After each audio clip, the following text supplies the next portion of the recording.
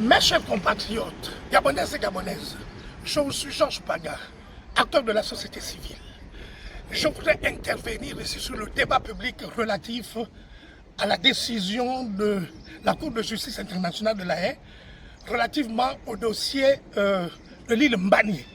Sur le volet de l'île Mbanié, je voudrais ici affirmer avec force et détermination que le président Brice Clotaire Oligui Nguema n'a pas fait deal avec la Guinée équatoriale. Il n'y a pas eu deal entre le chef de l'État, Brice Clotaire Oligui Nguema, et la Guinée équatoriale.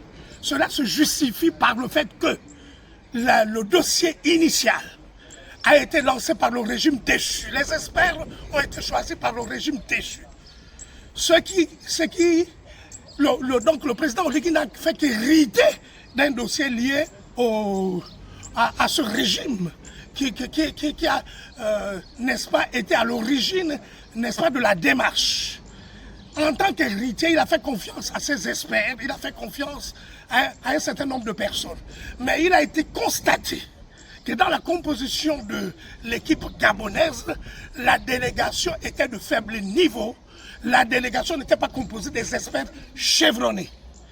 Il a manqué également de vigilance au niveau du ministère des Affaires étrangères. Nous ne pouvons pas comprendre qu'après que le Gabon ait signé une convention en 1974 entre le président Omar Bongo et l'ancien dirigeant de la République de Guinée équatoriale, Mathias Nguema Biogonieri-Ndong, que le dossier, que cette convention, n'est-ce pas, est disparu des archives du ministère des Affaires étrangères.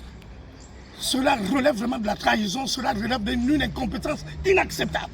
Inacceptable. Tous les ministres qui se sont succédés aux affaires étrangères sont supposés être responsables de cette situation qui a fait disparaître le document original. Comment le Gabon pouvait-il aller à un tel niveau de juridiction internationale avec une photocopie? C'est inacceptable, c'est inconcevable. C'est inconcevable et des têtes doivent tomber. Ça ressemble à une autre trahison.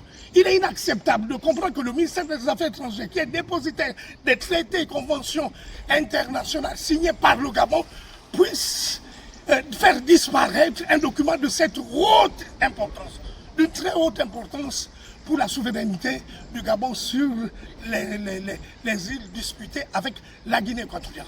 Donc la faute relève du ministère des Affaires étrangères et des têtes doivent tomber. Des têtes doivent tomber.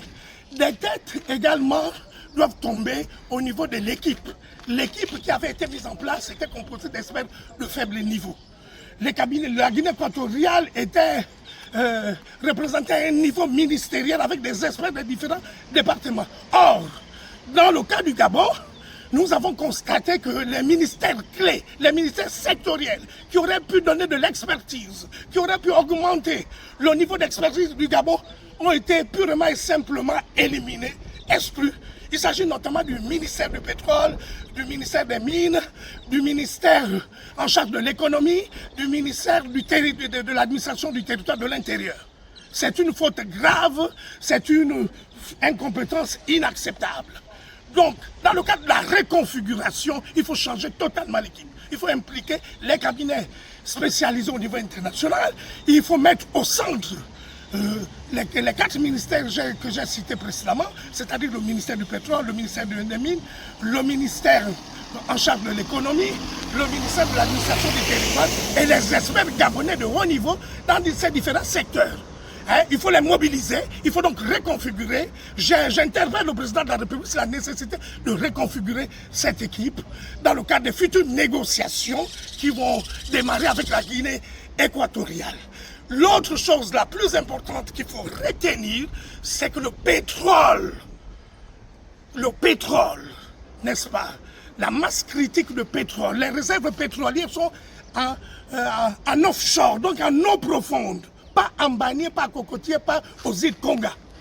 Par conséquent, notre délégation doit avoir prioritairement pour experts de haut niveau, dans le cadre de cette négociation bilatérale qui aura lieu en ce qui concerne la délimitation des frontières, que cette délégation soit composée de ces différents experts. Donc il faut absolument reconfigurer l'équipe.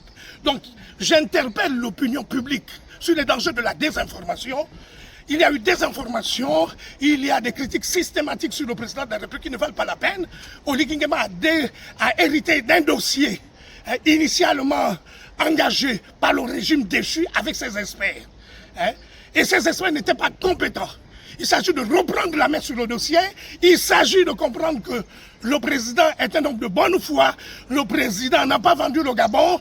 Le dossier du Gabon aurait pu être plus amélioré, plus productif.